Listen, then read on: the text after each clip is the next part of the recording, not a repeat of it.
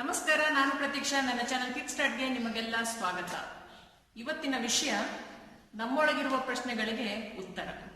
ಇವತ್ತು ನಮ್ಮ ಜೊತೆಗೆ ಸ್ವಾಮಿ ದಿವ್ಯಪ್ಪನವರು ಇದ್ದಾರೆ. ಇವರು ಮೈಸೂರಿನ ಆರ್ಟ್ ಆಫ್ ಲಿವಿಂಗ್ ಆಶ್ರಮವನ್ನ ನೋಡಿಕೊಳ್ತಾ ಇದ್ದಾರೆ. ಇಂದು ಇವರು ನಮ್ಮ ಮನಸ್ಸಿನೊಳಗಡೆ ಬರ್ತಕ್ಕಂತಹ ಕೆಲವೊಂದು ಸಾಮಾನ್ಯ ಪ್ರಶ್ನೆಗಳಿಗೆ ಉತ್ತರ ಕೊಡ್ಲಿಕ್ಕೆ ನಮ್ಮ ಜೊತೆಗಿದ್ದಾರೆ. ಈಗ ನಾವು ನಮ್ಮ ಪ್ರಶ್ನೆಗಳಿಗೆ ಸ್ವಾಮೀಜಿಗಳಿಂದ ಉತ್ತರವನ್ನು ಪಡೆಯೋಣ. ಶುರು ಮಾಡೋಣ.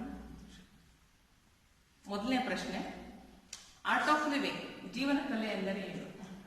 ಹೆಸರಲ್ಲೇ ಇದ್ದಂಗೆ ಜೀವನ ನಡೆಸೋದು ಒಂದು ಕಲೆ. ಈಗ ಜೀವನ ನಡೆಸೋ ಕಲೆಗೆ ಒಂದು ಸಾಮರ್ಥ್ಯ ಬೇಕು. ಏನು ಸಾಮರ್ಥ್ಯ ಅಂತಂದ್ರೆ, ನಾವು ಸ್ವಲ್ಪ ಗಮನವಿಟ್ಟು ನೋಡಿದ್ರೆ ನಮ್ಮ ಮನಸ್ಸು ಯಾವಾಗಲೂ ಹಿಂದೆ ಹೋಗುತ್ತೆ ಅಥವಾ ಮುಂದೆ ಹೋಗುತ್ತೆ. ಹಿಂದೆ ಜ್ಞಾಪಿಸ್ಕೊಂಡು ಪಶ್ಚಾತ್ತಾಪ ಪಡುತ್ತೆ, ವ್ಯಥೆ ಪಡುತ್ತೆ, ಅಥವಾ ಹಿಂದೆ ಯಾವುದೋ ಘಟನೆ ಜ್ಞಾಪಿಸ್ಕೊಂಡು ಕೋಪ ಮಾಡ್ಕೊಳ್ಳುತ್ತೆ, ಅಥವಾ ಮುಂದೆ ಏನಾಗತ್ತಪ್ಪ ಅಂತ ಆತಂಕ, ಭಯ ಇರುತ್ತೆ.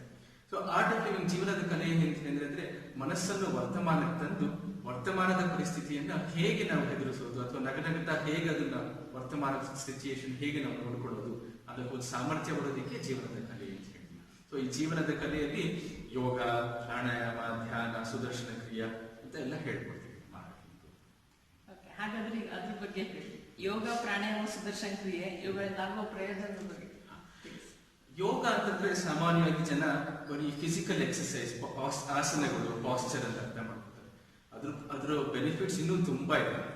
ಯೋಗ ಅಂದ್ರೆ ನಾನು ದಪ್ಪ ಇಲ್ಲ, ನಾನು ಚೆನ್ನಾಗಿದ್ದೀನಿ, ನನಗೆ ಬೇಕು ಅಂತ. ಹೌದು ಹೌದು. ಬರೀ ಫಿಸಿಕಲ್ ಲೆವೆಲ್ ಸ್ತರದಲ್ಲಿ ಮಾತ್ರ, ದೈಹಿಕವಾದ ಸ್ತರದಲ್ಲಿ ಮಾತ್ರ ಅದು ಯೋಗ ಇಂಪ್ಯಾಕ್ಟ್ ಆಗೋದಿಲ್ಲ. ಯೋಗ ಅಂತಂದ್ರೆ ಮಾನಸಿಕವಾಗೂ ಹಾಗೂ ಸ್ಪಿರಿಚುವಲ್ ಲೆವೆಲ್ ಅಲ್ಲೂ ನಮ್ಗೆ ಇಂಪ್ಯಾಕ್ಟ್ ಆಗುತ್ತೆ. ಸೊ ಯೋಗದಿಂದ ಹೇಳ್ಬೇಕು ಅಂತಂದ್ರೆ ನಮ್ಮ ದೇಹ ದುಷ್ಟಪುಷ್ಟವಾಗಿರುತ್ತದೆ, ರೋಗ ನಿರೋಧಕ ಶಕ್ತಿ ಜಾಸ್ತಿ ಆಗುತ್ತೆ. ಯೋಗ ಧ್ಯಾನದಿಂದ ಮನಸ್ಸು ಪ್ರಸನ್ನವಾಗಿರುತ್ತೆ. ಯಾವುದೇ ಪರಿಸ್ಥಿತಿ ಇದ್ರೂ ಹೇಗೆ ಅದನ್ನು ಎದುರಿಸೋದು, ಹೇಗೆ ನಗ್ನಗ್ತಾ ಅದನ್ನು ಹೇಗೆ ನಾವು ಯಾವುದೇ ಪರಿಸ್ಥಿತಿಯಲ್ಲಿ ನಾವು ಮುಂದ್ಕೊಳ್ಬಹುದು, ಅದು ಸಾಮರ್ಥ್ಯ ಬರುತ್ತೆ. ಬುದ್ಧಿ ತೀಕ್ಷ್ಣವಾಗುತ್ತೆ. ಆಮೇಲೆ ವ್ಯಾವಹಾರಿಕವಾಗಿ ನಾವು ಹೇಗೆ ಕನ್ವರ್ಸೇಷನ್ ಚೆನ್ನಾಗಿ ಮಾಡ್ಕೋಬಹುದು, ಸಂವಾದ ಚೆನ್ನಾಗಿ ಮಾಡ್ಕೋಬಹುದು. ಆಫೀಸಲ್ಲಿ ನಾವು ಕೆಲಸ ಮಾಡ್ಬೇಕಂದ್ರೆ ನಮ್ಮ ಎಫಿಷಿಯನ್ಸಿ, ಪ್ರೊಡಕ್ಟಿವಿಟಿ ಹೇಗೆ ಅರ್ಥ ಮಾಡ್ಬೋದು, ಸ್ಟೂಡೆಂಟ್ಸ್ಗೆ ಕಾನ್ಸಂಟ್ರೇಷನ್, ಫೋಕಸ್ ಎಲ್ಲ ಹೇಗೆ ಬರುತ್ತೆ. ಸೊ ಹೀಗೆ ಹಲವಾರು ಪ್ರಯೋಜನಗಳಿವೆ. ಸೊ ಯೋಗ, ಧ್ಯಾನ, ಪ್ರಾಣಾಯಾಮ, ಸುದರ್ಶನ ಕ್ರಿಯೆ ನಾವು breath and meditation workshop, happiness program ಅಲ್ಲಿ ಹೇಳ್ಕೊಡ್ತೀವಿ. ಇದನ್ನ ಪ್ರತಿದಿನ ಒಂದು 10ರಿಂದ 20 ನಿಮಿಷ, ಬೆಳಗ್ಗೆ ಒಂದು 20 ನಿಮಿಷ ಅಭ್ಯಾಸ ಮಾಡೋದ್ರಿಂದ ಎಲ್ಲಾ ಫಲಗಳು ಬರ್ತವೆ. ಯೋಗದ ಪಥಗಳು ಯಾವುವು? ಯೋಗ ಅಂತಂದ್ರೆ ಈಗ ಹೇಗೆ ನದಿ ಸಮುದ್ರದಲ್ಲಿ ಸೇರ್ಕೊಂಡು ನದಿಯಾಗಿರೋದಿಲ್ಲ, ಸಮುದ್ರದಲ್ಲೇ ಹೋಗುತ್ತಲ್ಲ. ಸೊ ಯೋಗ ಅನ್ನೋದು ಯುಜ್ ಅನ್ನೋ ಒಂದು ರೂಟ್ ವರ್ಡ್ ಇಂದ ಬರುತ್ತೆ. ಅಂದ್ರೆ union of body, breath and mind. So ಇದರಲ್ಲಿ ಹೇಗೆ ಯೂನಿಯನ್ ಹೊಂದೋದು, ಇದಕ್ಕೆ ಹಲವಾರು ಪಥ ಇದೆ. ಬಟ್ ಇಂಪಾರ್ಟೆಂಟ್ ಆಗಿ ಮುಖ್ಯವಾಗಿ 4. ಒಂದು ಕರ್ಮಯೋಗ ಅಂತ, ಎರಡನೇದು ಜ್ಞಾನ ಯೋಗ, ಇನ್ನೊಂದು ಭಕ್ತಿ ಯೋಗ, ಮೂರನೇದು ರಾಜಯೋಗ. ಸೊ ನಿಮ್ಮಲ್ಲಿ ಒಬ್ಬರೊಬ್ರು ಮನಸ್ಸಿನ ಪರಿಸ್ಥಿತಿ ಬೇರೆ ಇರುತ್ತೆ, ಒಬ್ಬರೊಬ್ರು ಬುದ್ಧಿಯ ಮಟ್ಟ ಬೇರೆ ಬೇರೆ ಇರುತ್ತೆ. ಸೊ ಯಾರು ಬೇಕಾದ್ರೂ ಯೋಗ ಕಲಿಬಹುದು. ಅಂದ್ರೆ ನಮ್ಮಲ್ಲಿ ಯಾರು ಚೆನ್ನಾಗಿ ಓದು ಬರಹ ಕಲಿತು, ಶಾಸ್ತ್ರ ಕಲಿತು, ಬುದ್ಧಿಯಿಂದ ನಾವು ಹೇಗೆ ಯೋಗವನ್ನು how can be attain yoga using hour intellect, ಬುದ್ಧಿಯಿಂದ ನಾವು ಹೇಗೆ ಯೋಗ ಪಡಿಬಹುದು, ಅದಕ್ಕೆ ನಾವು ಕರ್ಮಯೋಗಿಗಳು ಅಂತ. ಸೊ ಜ್ಞಾನಯೋಗಿ. ಕರ್ಮಯೋಗಿ ಅಂತಂದ್ರೆ ನಾವು ಸೇವೆಯಿಂದ, ಕೆಲಸದಿಂದ, ಕಾಯಕವೇ ಕೈಲಾಸ ಅಂತ ಹೇಳ್ತೀವಲ್ಲ, ಅದರಿಂದವೂ ನಾವು ಯೋಗವನ್ನು ಪಡೆಯುವ, ಅದಕ್ಕೆ ನಾವು ಕರ್ಮಯೋಗಿಗಳು. ಮೂರನೇದು ಭಕ್ತಿಯೋಗ. ಭಕ್ತಿಯೋಗ ಅಂತಂದ್ರೆ ನಾನು ಪರಮಾತ್ಮ ಬೇರೆ ಎಲ್ಲ, ಎಲ್ಲರಲ್ಲೂ ಪರಮಾತ್ಮ ನೋಡೋ ಆ ತರ ಒಂದು ಭಕ್ತಿ, ನಿಶ್ಚಲವಾದ ನಮಗೆ ಪ್ರೀತಿ ಭಕ್ತಿ ಬಂದ್ಬಿಟ್ರೆ ಅದರಲ್ಲೂ ಯೋಗ ಪಡೆಯುವ. ಇವೆಲ್ಲಾನು ಇಲ್ಲಪ್ಪ, ನಾನು ಕೂತ್ಕೊಂಡು ಧ್ಯಾನ ಮಾಡ್ತೀನಿ, ಯೋಗಾಸನಗಳು ಮಾಡ್ತೀನಿ, ನನ್ನಲ್ಲಿರೋ ಊರ್ಜ ಶಕ್ತಿ ಹೆಚ್ಚಿಸ್ಕೋತೀನಿ, ಯೋಗ, ಧಾರಣ, ಧ್ಯಾನ, ಸಮಾಧಿ ಹೊಂದ್ತೀನಿ, ಇದಕ್ಕೆ ರಾಜಯೋಗಿಗಳು. ಸೊ ಈ 4 ಯೋಗ ಪಥಗಳು ಎಲ್ಲಾನು ಸರಿ. ಒಂದು ಕೆಳ ಮಟ್ಟದ್ದು, ಒಂದೊಂದು ಬೇರೆ ಮಟ್ಟದ್ದು ಅಂತಿಲ್ಲ. ನಾನು ಒಂದು ಕತೆ ಹೇಳ್ತೀನಿ. ಒಬ್ರು ಕಾಡಲ್ಲಿ ಒಂದು ಒಬ್ಬ ರಾಜಯೋಗಿ ಹೋಗ್ತಿದ್ದಂತೆ, ಒಬ್ಬ ಕರ್ಮಯೋಗಿ ಹೋಗ್ತಿದ್ದಂತೆ, ಜ್ಞಾನಯೋಗಿ, ಭಕ್ತಿ, 4 ಜನಕ್ಕೂ ಜಗಳ ಶುರು ಹೋಗ್ತಿದ್ದೆ. ಯಾರು ನನ್ ಪಥ ಜಾಸ್ತಿ. ಸೊ ಒಂದ್ಸಲಿ ಹೋಗ್ತಾ ಇರ್ಬೇಕಾದ್ರೆ ಕಾಡು ಮಧ್ಯದಲ್ಲಿ ಜೋರು ಮಳೆ ಬಂದ್ಬಿಡ್ತಂತೆ. ಒಂದು ದೇವಸ್ಥಾನ. ಸೊ ಇವರೇನು ದೇವಸ್ಥಾನದೊಳಗೆ ಹೋಗ್ತಾರೆ. ನೀರು ದೇವಸ್ಥಾನದಲ್ಲಿ ಮೇಲ್ ಬರ್ತಾನೆ ಇತ್ತು. ದೇವಸ್ಥಾನದಲ್ಲಿ ಕೊನೆಗೆ ಗರ್ಭಗುಡಿಗೆ ಹೋಗ್ತಾರೆ. ಅಯ್ಯೋ ಎಲ್ಲ ಕಡೆ ನೀರು ಬರ್ತಿದೆ, ಗರ್ಭಗುಡಿಗೆ ಹೋಗ್ತಾರೆ. ಗರ್ಭಗುಡಿನೂ ನೀರು ಮೇಲ್ ಬರ್ತಿತ್ತು. ಆಮೇಲೆ ಶಿವನ ಲಿಂಗ ಅಂತ, ಶಿವಲಿಂಗ ಒಬ್ಬರು ಹೊತ್ಕೊಂಡು ಎಲ್ಲರೂ 4 ಜನ ಕೈ ಇಟ್ಕೊಂಡು ಶಿವಲಿಂಗ ಅಪ್ಕೊಂಡ್ಬಿಡ್ತಾರೆ. ಅವಾಗ ಕತೆ ಹೇಳಿದ್ರೆ ಶಿವ ಪ್ರತ್ಯಕ್ಷ ಆಗ್ಬಿಟ್ಟು ಪಡೆಯದಾಗೂ ನೀವು 4 ಜನ ಮುಟ್ಟಾಡ್ರ ಒಟ್ಟಿಗೆ ಸೇರಿದ್ರಲ್ಲ ಅಂತ. ಸೊ ಹಾಗೆ ಈ 4 ಪದಗಳು ಯಾವ್ದು ಒಂದು ಕೆಳಗೆ ಒಂದು ಮೇಲೆ ಅಂತಲ್ಲ, ಎಲ್ಲನೂ ಅದರ ಒಂದು ಮಹತ್ವ ಇದೆ. ನೀವು ಬ್ರಹ್ಮಚಾರಿ ಆಗಿದ್ದೀರಾ ಅಥವಾ ಸ್ವಾಮಿಗಳಾಗಿದ್ದೀರಾ? ಇದರ ಅರ್ಥ ಏನು? ಬ್ರಹ್ಮಚಾರಿಗೂ ಸ್ವಾಮಿಗಳಿಗೂ ಮತ್ತು ಋಷಿಗಳಿಗೂ ಏನು ವ್ಯತ್ಯಾಸ? ಬ್ರಹ್ಮ ಅಂದ್ರೆ ಯಾವುದು ಅನಂತವಾದದ್ದು, ಯಾವುದು ವಿಶಾಲವಾದದ್ದು ಅದಕ್ಕೆ ಬ್ರಹ್ಮ. ಬ್ರಹ್ಮಚಾರಿ ಅಂತಂದ್ರೆ ಯಾರು ವಿಶಾಲವಾದ ಪಥದಲ್ಲಿ ಯಾರು ಚಲಿಸ್ತಾರೋ ಅದಕ್ಕೆ ಬ್ರಹ್ಮಚಾರಿ ಅಂತ. ಅಂದ್ರೆ ಸಂಕುಚಿತ ಮನೋಭಾವನೆ ಇದೆ, ಸಣ್ಣ ಸಣ್ಣದಾಗಿ ಯೋಚನೆ ಮಾಡೋದು ಇದಿದೆ, ದೊಡ್ಡದಾಗಿ ವಿಶಾಲವಾಗಿ ಎಲ್ಲರೂ ನನ್ನವರು ಅಂತ ಯಾರು ಅನ್ಕೋತಾರೋ ಮೇಲೆ the path of the ultimate ಅಂತ ಯಾವ್ದನ್ನ ಬ್ರಹ್ಮೋಪದೇಶ ಅಂತ ಹೇಳ್ತೀವಲ್ಲ, ನಾನು ಅಹಂ ಬ್ರಹ್ಮಾಸ್ಮಿ ಅಂತ ಹೇಳ್ತೀವಲ್ಲ, ನಾನು ಬ್ರಹ್ಮ ಬೇರೆ ಅಲ್ಲ, ನಾನು ದೇವರು ಬೇರೆ ಅಲ್ಲ, ನಾನು ವಿಶಾಲವಾದ ಮನೋಭಾವದಿಂದ ಈ ಜೀವನ ನಡೆಸ್ತೀನಿ ಅಂತವರಿಗೆ ಬ್ರಹ್ಮಚಾರಿಗಳು. ಸ್ವಾಮಿಗಳು, ಸ್ವಾಮಿ ಅಂತಂದ್ರೆ one who's established in the center, ನನ್ನಲ್ಲಿ ನಾನು ಸಮತ್ವವಾಗಿ ಯಾರಿರ್ತೀವೋ ಅದಕ್ಕೆ ಸ್ವಾಮಿ ಅಂತ, ಅಥವಾ ಸನ್ಯಾಸ. ನ್ಯಾಸ ಅಂದ್ರೆ ಸೆಂಟರ್, ಸನ್ಯಾಸ ಅಂದ್ರೆ one who is established in the centre. So ಗಡ್ಡ ಮೀಸೆ ಬೆಳೆಯೋದು, ಕಾಡ್ಗೆ ಹೋಗೋದ್ ಕಡೆ ನಿಂತ್ಕೊಳ್ಳೋದು ಇದಕ್ಕೆಲ್ಲ ಸನ್ಯಾಸ ಅಂತ ಹೇಳೋದು, ಇದಕ್ಕೆ ಬ್ರಹ್ಮಚಾರಿಗಳು ಸನ್ಯಾಸಿಗಳು ಅಂತ ಹೇಳೋದಿಲ್ಲ. ಮನಸ್ಸು ಹೇಗೆ ಇಟ್ ಕೀಪ್ಸ್ ಆಸಿಲೇಟಿಂಗ್ ಅಲ್ವಾ, ಆ ಕಡೆ ಹೇಗೆ ಮನಸ್ಸನ್ನು ಸಮತ್ವವಾಗಿ ಇಟ್ಕೊಂಡಿರ್ತಾರೋ ಅವರಿಗೆ ಸನ್ಯಾಸ, ಅವರಿಗೆ ಸ್ವಾಮಿಗಳು. ಋಷಿಗಳು ನನಗೆ ತಿಳಿದ ಮಟ್ಟಿಗೆ ಸ್ವಾಮಿ ಇಸ್ ಜಸ್ಟ್ ಮೀ ಅಂತ, ಋಷಿಯ ಹೆಸರು ಶ್ರೀ ಅಂತ, ಅಂದ್ರೆ ಯಾರು ಮದುವೆ ಆಗಿರ್ತಾರೋ ಅವ್ರ ಋಷಿಗಳು. ಸ್ವಾಮಿ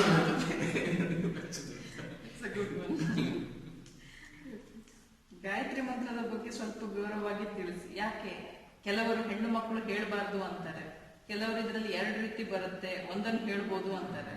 ಗಾಯತ್ರಿ ಮಂತ್ರದಲ್ಲಿ ಕೂಡ ವಿಧಗಳಿವೆ. ನಾನು ಹೇಳಿದಂಗೆ ಬ್ರಹ್ಮಚಾರಿಗೆ ಒಂದು ಆಯುಧ ಇದೆ ಅಂತಂದ್ರೆ ಅದು ಗಾಯತ್ರಿ ಮಂತ್ರ. ನಾವು ಬ್ರಹ್ಮಚಾರಿಗಳು ನಾವು ಹೇಗೆ ಯಜ್ಞೋಪವೀತ ಹಾಕ್ತೀವಲ್ಲ, ಯಜ್ಞೋಪವೀತ ಸಂಸ್ಕಾರದಲ್ಲಿ, ಬ್ರಹ್ಮೋಪದೇಶ ಸಂಸ್ಕಾರದಲ್ಲಿ ನಾವು ಫಸ್ಟ್ ಹುಡುಗಂಗೆ ಹೇಳ್ತೀವಿ, ಯಾರೋ ಒಟ್ಟಿಗೆ ಹೇಳ್ತೀವಿ, ಯು ಆರ್ ದಿ ಬ್ರಹ್ಮನ್, ನೀನೇ ಬ್ರಹ್ಮ, ಅಂದ್ರೆ ಯು ಆರ್ ದಿ ಇನ್ಫೈನೈಟ್, ಅನಂತವಾಗಿರೋದು ಅಂತ ಒಂದು ವಿಷಯ ತಿಳಿಸ್ತೀವಿ. ಅಂದ್ರೆ ನಮ್ಮ ಹಿಂದೂ ಧರ್ಮದಲ್ಲಿ ನೀನು ಸಣ್ಣ ಸಣ್ಣ ವಿಷಯಕ್ಕೆ ಸಿಕ್ಕಾಕೋಬೇಡ, ನೀನು ದೊಡ್ಡ ವಿಶಾಲವಾದ. ಇದನ್ನ ಯಾವಾಗ ಮಾಡ್ತೀವಿ ಅಂತಂದ್ರೆ ನಾವು ಟೀನೇಜರ್ಸ್, ಅವಾಗ ಚೆನ್ನಾಗಿ ಹಾರ್ಮೋನ್ ಚೇಂಜ್ ಆಗುತ್ತವೆ ಟೀನೇಜರ್. ಸೊ 8 ವರ್ಷ 9 ವರ್ಷ ವಯಸ್ಸಲ್ಲಿ ಮಕ್ಕಳಿಗೆ ಈ ಬ್ರಹ್ಮೋಪದೇಶ ಕೊಡೋದ್ರಿಂದ, ಗಾಯತ್ರಿ ಮಂತ್ರ ಹೇಳಿಸೋದ್ರಿಂದ ಅವರ ಮನಸ್ಸು ಪ್ರಸನ್ನವಾಗಿರುತ್ತೆ ಹಾಗೂ ಬುದ್ಧಿ ತೀಕ್ಷ್ಣವಾಗಿರುತ್ತೆ. ಸೊ ಭರ್ಗೋ ದೇವಸ್ಯ ಧೀಮಹಿ ಧಿಯೋ ಯೋ ನ ಪ್ರಚೋದಯಾತ್, ನನ್ನಲ್ಲಿರೋ ಸಮಸ್ತ ಪಾಪಗಳೆಲ್ಲ ಹೋಗಿಸಿ ಒಂದು ನನ್ನ ಬುದ್ಧಿಯನ್ನು ಪ್ರಚೋದಿಸು ಅಂತ ಹೇಳಿದಕ್ಕೆ ಗಾಯತ್ರಿ ಮಂತ್ರ ಅಂತ ಹೇಳ್ತೀವಿ. ಸಾಮಾನ್ಯವಾಗಿ ನಮ್ಮ ಜೀವನ ಇದೆಯಲ್ಲ, ನಮ್ಮ ಬುದ್ಧಿ ಮಟ್ಟಕ್ಕೆ ಸೇರಿರುತ್ತೆ. ಅಂದ್ರೆ ನಮ್ಮ ಬುದ್ಧಿ ಸಾತ್ವಿಕವಾಗಿದ್ರೆ ಜೀವನ ಸಾತ್ವಿಕವಾಗಿರುತ್ತೆ, ಬುದ್ಧಿ ತಾಮಸಿಕವಾಗಿದ್ರೆ ಜೀವನ ಹಂಗಿರುತ್ತೆ, ರಾಜಸಿಕವಾಗಿದ್ರೆ ಜೀವನ ಹಂಗಿರುತ್ತೆ. ಇದಕ್ಕೆ 3 ಶಕ್ತಿಗಳು ಅಂತ ಹೇಳ್ತೀವಿ. ಈಗ ರಾಜಸಿಕ ಶಕ್ತಿ ಲಕ್ಷ್ಮೀ ಶಕ್ತಿ ಅಂತ ಹೇಳ್ತೀವಿ, ದುರ್ಗಾ ಅಂತಂದ್ರೆ ತಾಮಸಿಕ ಶಕ್ತಿ, ಸರಸ್ವತಿ ಅಂದ್ರೆ ಸಾತ್ವಿಕ ಶಕ್ತಿ ಅಂತ. ಸೊ ನಮ್ಮ ಬುದ್ಧಿ ಹೇಗೆ ನಡೆಯುತ್ತೋ, ತಮಸ್ ಅಂದ್ರೆ ಏನು? ಆಲಸ್ಯ, ಕೋಪ, ತಾಪ, ಚಟಗಳು, ಇವೆಲ್ಲ ತಮಸ್ಸು. ರಾಜಸಿಕ ಶಕ್ತಿ ಅಂತಂದ್ರೆ ನನಗೆ ಅದು ಬೇಕು ಇದು ಬೇಕು, ಚಂಚಲ ಮನಸ್ಸು. ಸಾತ್ವಿಕ ಶಕ್ತಿ ಅಂತಂದ್ರೆ ಮನಸ್ಸು ಪ್ರಸನ್ನವಾಗಿರೋದು, ಪ್ರೀತಿ, ಸ್ನೇಹ, ವಾತ್ಸಲ್ಯ, ಧೈರ್ಯವಾಗಿರೋದು, ಇದಕ್ಕೆ ಸಾತ್ವಿಕ ಶಕ್ತಿ ಅಂತ ಹೇಳ್ತೀವಿ. ಸೊ ಗಾಯತ್ರಿ ಅಂತಂದ್ರೆ ಈ 3 ಶಕ್ತಿಗಳನ್ನು ಪರವಾಗಿ to transcend all these 3 energies and to get established in that one consciousness. ಆ ಚೈತನ್ಯದಲ್ಲಿ ನಾವು ಸಮತ್ವವಾಗಿ ನಾವು ಎಸ್ಟಾಬ್ಲಿಷ್ಡ್ ಆಗ್ತೀವಲ್ಲ, ಅದಕ್ಕೆ ಗಾಯತ್ರಿ ಮಂತ್ರ. ಇದಕ್ಕೆ ತುಂಬಾ ಸೈಂಟಿಫಿಕ್ ಅರ್ಥ ಇದೆ. ನಾವು ಹೇಳ್ತೀವಿ ಗಾಯತ್ರಿ ಮಂತ್ರ ಹೇಳ್ಬಿಡೋದು ಇಲ್ಲ. 8 ವರ್ಷ 9 ವರ್ಷ ಮಕ್ಕಳಿಗೆ ಇದು ನಾ ಗಾಯತ್ರಿ ಮಂತ್ರ ಉಪದೇಶ ಕೊಡೋದ್ರಿಂದ, ಪ್ರತಿದಿನ ಗಾಯತ್ರಿ ಮಂತ್ರ 108 ಸಲ ಮಾಡೋದ್ರಿಂದ ಮಕ್ಕಳು ಆಗ್ಲಿ, ಈಗ ಬರೀ ಮಕ್ಕಳು ಅಂತಲ್ಲ, ದೊಡ್ಡವರು ಚಾಟ್ ಮಾಡ್ಬೋದು. ಗಾಯತ್ರಿ ಮಂತ್ರ ಚಾಟ್ ಮಾಡೋದ್ರಿಂದ ತುಂಬಾ ಲಾಭ. ಅದು ಯಾಕೆ ಕೆಲವರು ಹೆಣ್ಮಕ್ಳು ಹೇಳ್ಬಾರ್ದು ಅಂತ ಹೇಳ್ತಾರೆ? ಹಳೆ ಇದು ಯಾವ ಶಾಸ್ತ್ರದಲ್ಲೂ ಇಲ್ಲ, ಹೆಣ್ಣು ಮಕ್ಕಳು ಹೇಳ್ಬಾರ್ದು ಅಂತ ಯಾವ ಶಾಸ್ತ್ರದಲ್ಲೂ ಇಲ್ಲ. ಹಳೆ ಕಾಲದಲ್ಲಿ ಹೆಣ್ಣು ಮಕ್ಕಳು ತುಂಬಾ ಪವರ್ಫುಲ್ ಆಗಿರುತ್ತೆ, ತುಂಬಾ ಶಕ್ತಿಯುತರಾಗಿರುತ್ತೆ. ಸೊ ಇವಾಗ ಗಂಡಸರು ಕೇಳ್ಬೇಕಲ್ಲ, ಇವರು ಗಾಯತ್ರಿ ಮಂತ್ರ ಹೇಳಿದ್ರೆ ನಮ್ಗಿಂತ ಪವರ್ಫುಲ್ ಹೋಗ್ತಾರೆ ಅಂತ ಅಂದ್ಬಿಟ್ಟು ಏನೋ ಒಂದು ವಿಧಿ ತಿಂದ್ಬಿಟ್ಟು ನೀವು ಹೆಣ್ಮಕ್ಳೆಲ್ಲ ಹೇಳ್ಬಾರ್ದು ಅದು ಇದು ಅಂತ. ಹೌದು, ತಿಂಗಳ ಕೆಲವು ದಿನದಲ್ಲೆಲ್ಲ ಹೇಳ್ಬಾರ್ದು ಮಂತ್ರಗಳು, ಅವೆಲ್ಲ ಸರಿ. ಅದು ಬಿಟ್ರೆ ಹೆಣ್ಣಿಗೂ ಗಂಡಿಗೂ ಸ್ಪಿರಿಚುಯಾಲಿಟಿ ಯಾವ ರೀತಿಯೂ ತಾರತಮ್ಯ ಇಲ್ಲ. ಎಲ್ಲನೂ ಒಂದೇ ಅಂತ. ಯಾಕಂದ್ರೆ ಸ್ಪಿರಿಟ್ ಹ್ಯಾಸ್ ನೋ ಜೆಂಡರ್. ಆಮೇಲೆ ಇದು ಬ್ರಹ್ಮೋಪದೇಶ ಹೇಳಿದ್ರಿ ನೀವು. ಸೊ ಗಾಯತ್ರಿ ಮತ್ತೆ ಹೆಣ್ಮಕ್ಳು ಹೇಳ್ಬೋದು ಅಂತ ಹೇಳಿ. ಹಾಗಾದ್ರೆ ಬ್ರಹ್ಮೋಪದೇಶ ಹೆಣ್ಮಕ್ಳಿಗೂ ಮಾಡಿಸ್ತಾರೆ. ನಮ್ಮ ಆರ್ಟ್ ಕ್ಲಿನಿಕ್ ಸಂಸ್ಥೆಯಲ್ಲಿ ಹೆಣ್ಣು ಗಂಡು ಎಲ್ರಿಗೂ ಮಾಡಿಸ್ತಾರೆ. ಮದುವೆ ಆದವ್ರಿಗೂ ಇನ್ನೊಂದ್ಸಲಿ ಮಾಡಿಸಿ ಅಂತ ಹೇಳಿ. ಅದೇನು ಅದು ಮಾಡೋದ್ರಿಂದ ಏನು ಇದೇನಿಲ್ಲ. ಜಾತಕವನ್ನು ಎಷ್ಟರ ಮಟ್ಟಿಗೆ ನಂಬಬಹುದು? ಜಾತಕ ಅಂತಂದ್ರೆ ನಮ್ಮಲ್ಲಿರೋ ವೈಬ್ರೇಷನ್ಸ್ ತೋರಿಸುತ್ತೆ. ನಾವು ಯಾವ ರೀತಿ ಕಂಪನಿಗಳು ಹಾಕ್ತೀವಿ ಅಂತ ತೋರಿಸುತ್ತೆ. ಈಗ ಒಂದು ರೂಮಲ್ಲಿ ನೀವು ಎಂಟರ್ ಆದ್ರೆ ಗೊತ್ತಾಗುತ್ತೆ, ಎಲ್ಲರೂ ನಗ್ನಗ್ತಾ ಇದ್ರೆ ನಿಮ್ಗೂ ನಗು ಬರುತ್ತೆ. ಯಾರೋ ಒಂದು 3-4 ಜನ ಕೋಪ ಮಾಡ್ಕೊಂಡಿದ್ರೆ ಅವ್ರೇನೋ ನಿಮ್ಮ ಹತ್ರ ಮಾತಾಡೋದಿಲ್ಲ, ಆದ್ರೂ ನಿಮ್ಗೂ ವೈಬ್ರೇಷನ್ ಗೊತ್ತಾಗುತ್ತೆ. ನಾನು ಕೋಪ ಮಾಡ್ಕೊಂಡಿದ್ದೀನಿ, ನಮಗೂ ಒಂಥರ ಬೇಸರ. ಸೊ ಈ ಕಂಪನಿಗಳನ್ನ ಇದು ಸೂಕ್ಷ್ಮವಾಗಿರುತ್ತೆ. ಈ ಕಂಪನಿ ಇದನ್ನ ಒಂದು ಸ್ಥೂಲ ಮಟ್ಟಕ್ಕೆ ಒಂದು ಡಯಾಗ್ರಾಮ್ ಅಲ್ಲಿ ಹಾಕ್ತೀವಲ್ಲ, ಅದಕ್ಕೆ ಜಾತಕ ಅಂತ ಹೇಳ್ತೀವಿ. ಸೊ ಇದು ಹಿಂದೆ ಏನಂತಂದ್ರೆ ಒಂದು ತುಂಬಾ ಡೀಪ್ ಆಗಿ ಹೇಳ್ಬೇಕು ಅಂತಂದ್ರೆ, ನಮ್ ಎಷ್ಟೋ ಇಚ್ಛೆಗಳಿರುತ್ತೆ ನಮ್ಮ ಜೀವನದಲ್ಲಿ, ಎಷ್ಟೋ ಡಿಸೈರ್ಸ್ ಅಂತ ಹೇಳ್ತೀವಲ್ಲ, ಎಷ್ಟೋ ಇಚ್ಛೆಗಳಿರುತ್ತೆ. ಈಗ ಸಣ್ಣ ಮಗುಗೆ ಐಸ್ ಕ್ರೀಮ್ ಬೇಕು ಅಂತ ಹೇಳ್ತಿರುತ್ತೆ. ನಾವು ದೊಡ್ಡವರಾಗ್ತಿರ್ಬೇಕಾದ್ರೆ ಅದು ಬೇಕು, ಕಾರ್ ಬೇಕು, ಮನೆ ಬೇಕು, ಅಥವಾ ಇಂಥವ್ರ ಜೊತೆ ಸಂಬಂಧ ಇರಬೇಕು, ಇದೆಲ್ಲ ಎಷ್ಟೋ ಡಿಸೈರ್ ಇದೆ. ನಾವು ಪ್ರಾಣ ಇನ್ನೇನು ಬಿಡ್ಬೇಕಾದ್ರೆ, ಈ ದೇಹದಿಂದ ಪ್ರಾಣ ಬಿಡ್ಬೇಕಾದ್ರೆ ಹೇಳ್ತಾರೆ, ಒಂದು 2-3 ನಿಮಿಷದ ನಮ್ಮ ಜೀವನ ಚರಿತ್ರೆ ಎಲ್ಲ ಒಂದು 2-3 ನಿಮಿಷ ಒಳ್ಳೆ ಫಿಲ್ಮ್ ತರ ಬರುತ್ತೆ. ಆ ಫಿಲ್ಮ್ ತರ ಬಂದಾಗ ನಾವು ಯಾವ ಇಚ್ಛೆ ನಮ್ಮ ಪ್ರಾಣ ನಮ್ಮ ಮನಸ್ಸಿಗೆ ತುಂಬಾ ಒಪ್ಪತ್ತೆ ಅಂತಂದ್ರೆ ಆ ಇಚ್ಛೆ ಹಿಡ್ಕೊಂಡ್ಬಿಡ್ತೀವಿ. ಈಗ ಐಸ್ ಕ್ರೀಮ್ ಅಂತಂದ್ರೆ ಐಸ್ ಕ್ರೀಮೇ ಹಿಡ್ಕೊಂಡು, ಸೊ ಮುಂದಿನ ಜನ್ಮದಲ್ಲಿ ಅದರ ಐಸ್ ಕ್ರೀಮ್ ಮನೆಯಲ್ಲಿ ಹುಡ್ತೀವಿ. ಆತರ ಒಂದು ಎಕ್ಸಾಂಪಲ್ ಕೊಡ್ತೀನಿ. ಸೊ ಆತರ ಸೊ ನಮ್ ಯಾವ ರೀತಿ ನಾವು ಮನಸ್ಸು ಯಾವ ರೀತಿ ಇರುತ್ತೋ ಆ ರೀತಿ ನಮ್ಮ ಮುಂದಿನ ಜನ್ಮ ತಾಡ್ತೀವಿ. ಅದನ್ನ ಒಂದು ಸ್ಥೂಲವಾಗಿ ಪಿಕ್ಟೋರಿಯಲ್ ರೆಪ್ರೆಸೆಂಟೇಷನ್ ಮಾಡೋದಕ್ಕೆ ಜಾತಕ ಅಂತ ಹೇಳ್ತೀವಿ. ಸೊ ಇದಕ್ಕೆ 9 ಗ್ರಹಗಳಿವೆ, 12 ರಾಶಿಗಳು.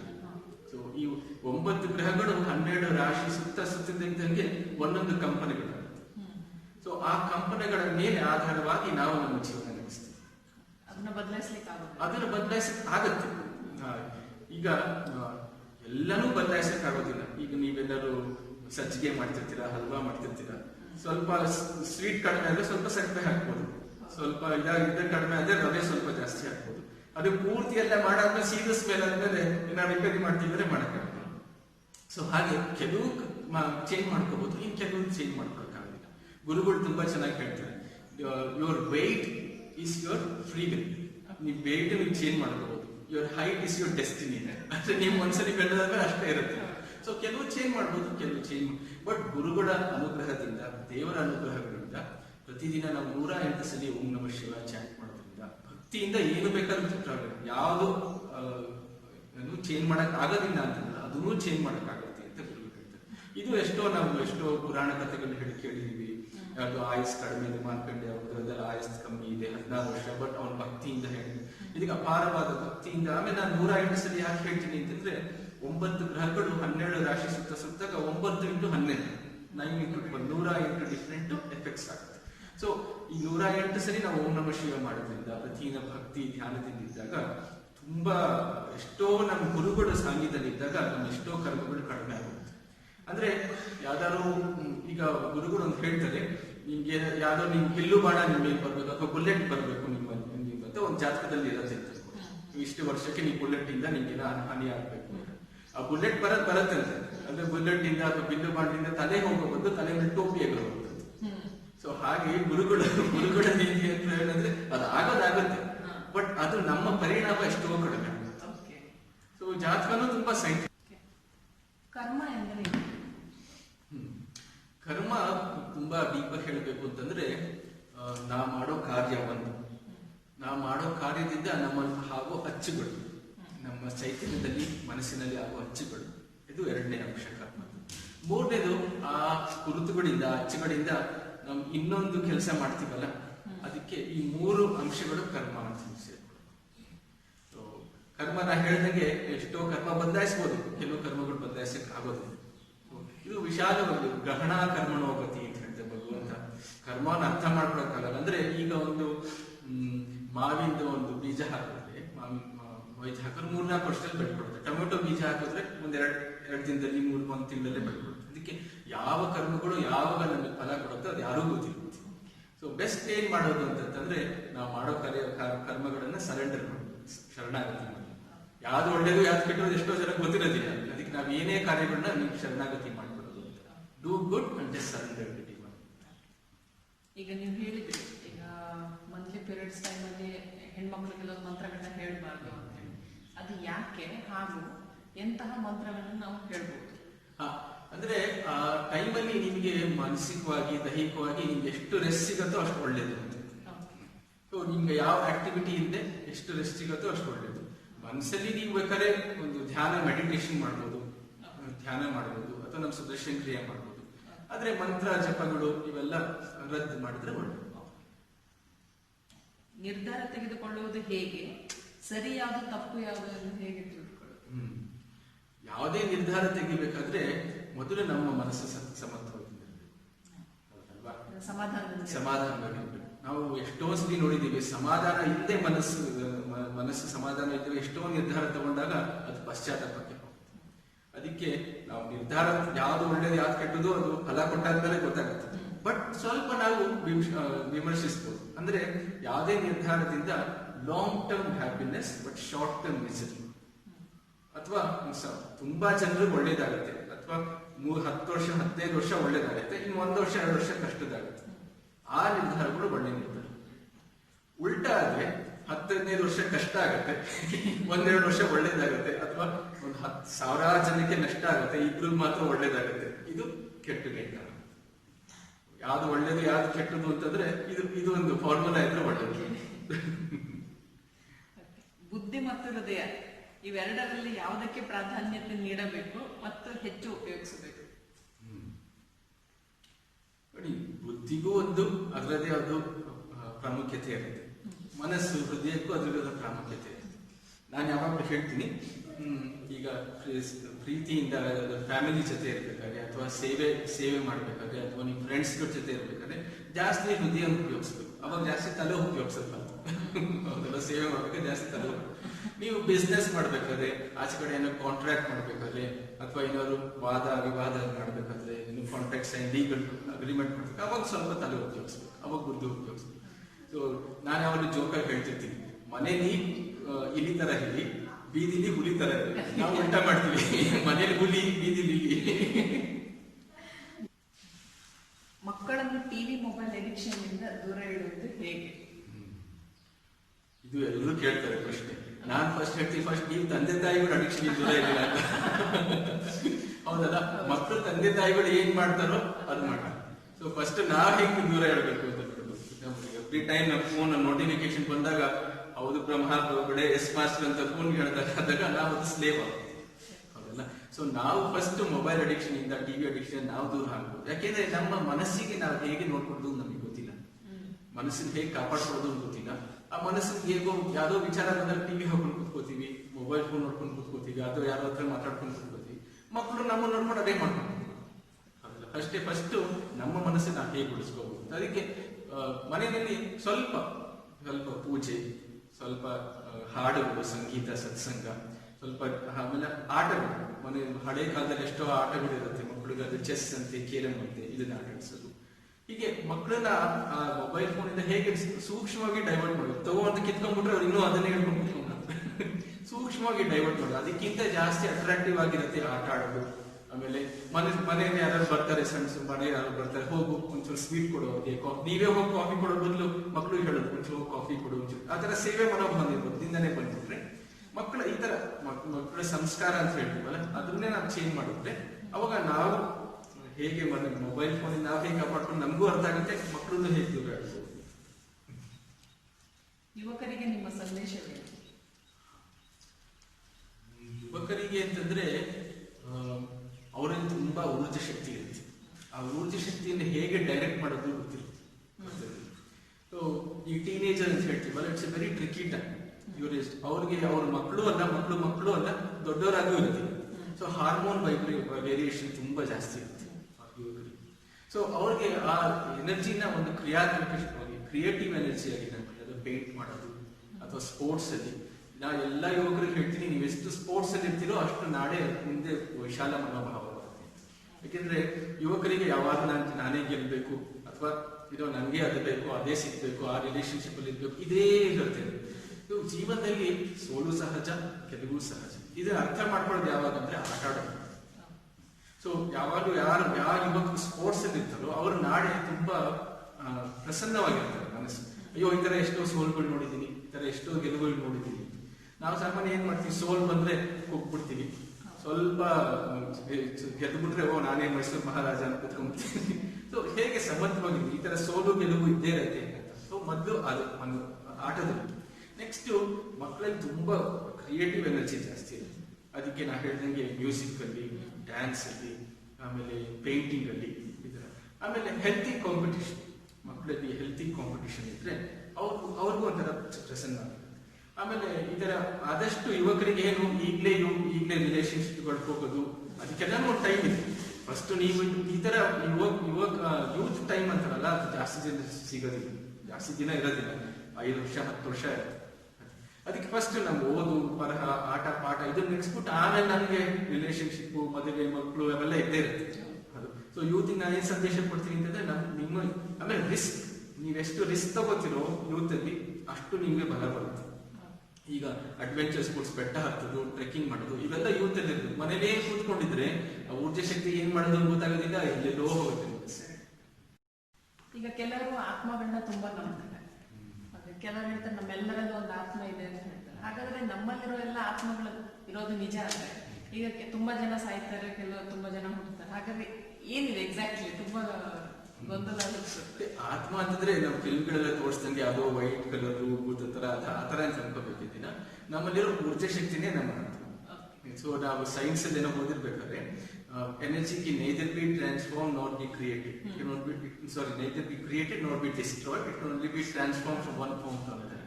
ಸೊ ನಮ್ಮ ಮನಸ್ಸಲ್ಲಿರೋ ಊರ್ಜಾ ಶಕ್ತಿ, ನಮ್ಮ ದೇಹದಲ್ಲಿರೋ ಊರ್ಜಾ ಶಕ್ತಿ, ಸಂಸ್ಕಾರಗಳು ಇವೆಲ್ಲ ಸೇರೇ ನಮ್ಮ ಆತ್ಮ ಅಂತ ಆಗುತ್ತೆ.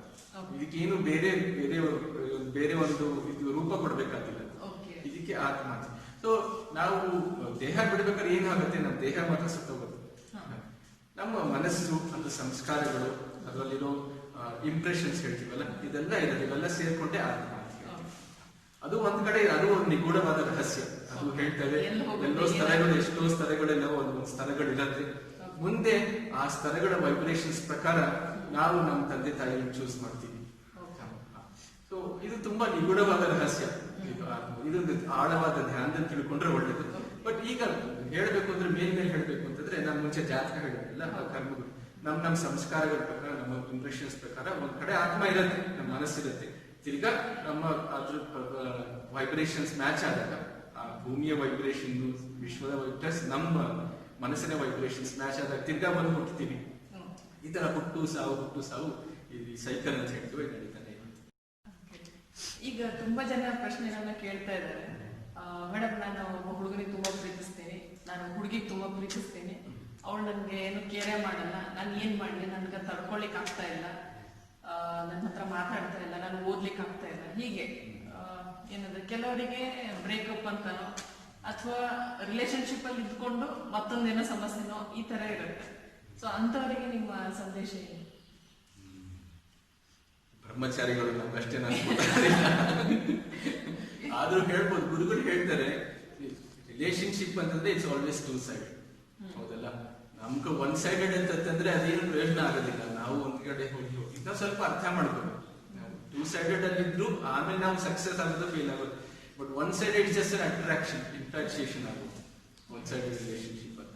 ನಿಮ್ಗೆ ಗೊತ್ತಾಗುತ್ತೆ, ನಿಮ್ಗೆ ಆಮೇಲೆ ಮಾನಸಿಕವಾಗಿ.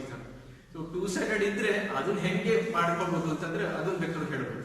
2 ಸೈಡ್ ಅಂದ್ರೆ ಹೇಳ್ತೀವಿ, ಗುರುಗಳು ಹೇಳ್ತಾರೆ, ಒಬ್ರು ಹೆಂಡತಿ ಆದವ್ರು ಯಾವಾಗ್ಲೂ she should not step on the ego ಹೋಗ್ತಾರೆ. ಗಂಡಸಿಗೆ ಸ್ವಲ್ಪ ಅಹಂಭಾವ ಜಾಸ್ತಿ ಇರುತ್ತೆ. ಇವಾಗ ನೀನ್ ಸರಿ ಇಲ್ಲ, ಅವರೇ ಚೆನ್ನಾಗಿದೆ, ಅವ್ರು ಜಾಸ್ತಿ ದುಡಿತಾರೆ, ಆ ತರ ಹೇಳ್ಬೋದು. ಗಂಡಸ ಆದವರು ಹೆಂಗಸರದೇ ವೆರಿ ಸೆನ್ಸಿಟಿವ್.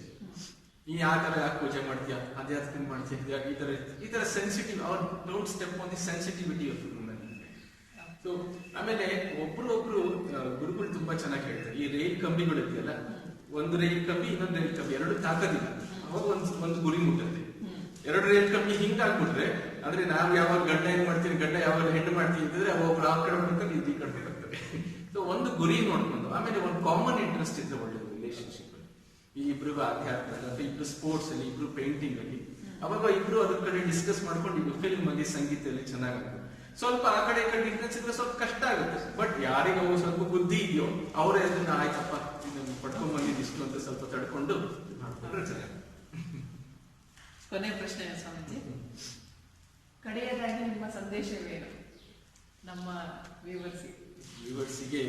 ನಾನು ಆರ್ಟ್ ಆಫ್ ಲಿವಿಂಗ್ ಗುರುಗಳ ಬಗ್ಗೆನೇ ಹೇಳ್ಬೇಕಾಗುತ್ತೆ. ಶಂಕರಾಚಾರ್ಯರು ಹೇಳ್ತಾರೆ ವಿವೇಕ ಚೂಡಾಮಣಿಲಿ, ಮನುಷ್ಯತ್ವ, ಮುಮುಕ್ಷತ್ವ, ಮಹಾಪುರುಷ ಸಂಶಯ. ಅಂದ್ರೆ ಈ ಮೂರು ಸಿಗೋದು ತುಂಬಾ ಕಷ್ಟ ಅಂತ ಜೀವನದಲ್ಲಿ. ಮನುಷ್ಯ ಜನ್ಮ ಸಿಗೋದು ಕಷ್ಟ ಅಂತ. 84 ಲಕ್ಷ ಎಷ್ಟೋ ಜನ್ಮಗಳಾದ್ಮೇಲೆ ಮನುಷ್ಯ ಜನ್ಮ ಸಿಗುತ್ತೆ. ಮನುಷ್ಯ ಜನ್ಮಕ್ಕೆ ಎಷ್ಟೋ ಜನ ಸಿಗ್ತಾರೆ. ಅವ್ರಿಗೆ ನಾನು ಯಾರು, ನನ್ನ ಮನಸ್ಸು ಹೇಗೆ ಕಾಪಾಡಿಕೊಳ್ಳೋದು, ಈ ಜೀವನದ ರಹಸ್ಯ ಏನು, ಈ ತರ ಇದು ಮುಮುಕ್ಷತ್ವ ಅಂತ ಹೇಳಿ, ಸ್ಪಿರಿಟ್ ಆಫ್ ಎನ್ಕ್ವೈರಿ. ಇದು ತುಂಬಾ ಜನಕ್ಕೆ ಬರೋದಿಲ್ಲ. ಎಷ್ಟೋ ಜನಕ್ಕೆ ಇದು ಬರುತ್ತಂತೆ.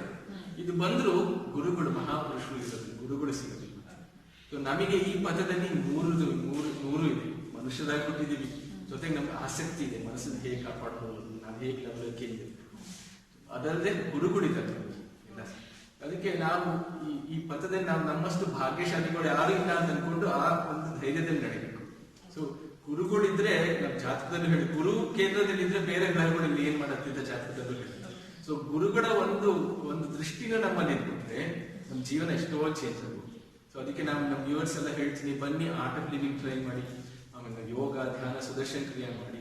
ಆಮೇಲೆ ಹಳೆ ಕಾಲದಲ್ಲಿ ಹೇಳ್ತಿದ್ದಂತೆ, ಜಿಸ್ಕಾ ನಾಥ್ ನಹಿಯೇ ಓ ಅನಾಥ ಅಂತ. ಯಾರಿಗ್ ನಾಥ ಇಲ್ವೋ ಅವನ ಅನಾಥ ಅಂತ. ತಂದೆ ತಾಯಿಗಳಿಲ್ಲ, ಅದಕ್ಕೆ ಗುರುಗಳು ಯಾರಿಗೂ ಅವರ ಅನಾಥ ಅಂತ ಹೇಳ್ತಿದ್ದಾರೆ.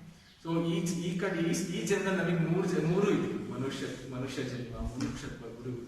ಸೊ ಈ ಮೂರನ್ನು ಉಪಯೋಗಿಸ್ಕೊಂಡು ನಾವು ರೆಗ್ಯುಲರ್ ಆಗಿ ಜೀವನ ನಡೆಸ್ಕೊಂಡು ಜಗಳ, ಕದನ, ಕೋಪ ಇದ್ರಲ್ಲೆಲ್ಲ ಎಲ್ಲ ಬಿಟ್ಬಿಟ್ಟು ವಿಶಾಲವಾಗಿ ಮಾಡ್ಬೋದು. ನಾನು ಹೇಗೆ ಬೇರೆಯವರಿಗೆ ಸಹಾಯ ಮಾಡ್ಬೋದು, ನಾನು ಹೇಗೆ ನಗ್ನಗ್ತಾ ಇರ್ಬೋದು, ಹೇಗೆ ನಾನು ಧೈರ್ಯವಾಗಿ ನನ್ನ ಮುಂದೆ ನಡೆಸೋದು, ಈ ಸಂದೇಶವನ್ನು ಇದನ್ನು ಹೇಳಿಕೊಳ್ಳದೆ ಆರ್ಟ್ ಆಫ್ ಲಿವಿಂಗ್ ಈ ಸಂದೇಶವನ್ನು ಹೇಳಕ್ಕೆ ಇಷ್ಟಪಡ್ತೀನಿ. ಧನ್ಯವಾದಗಳು.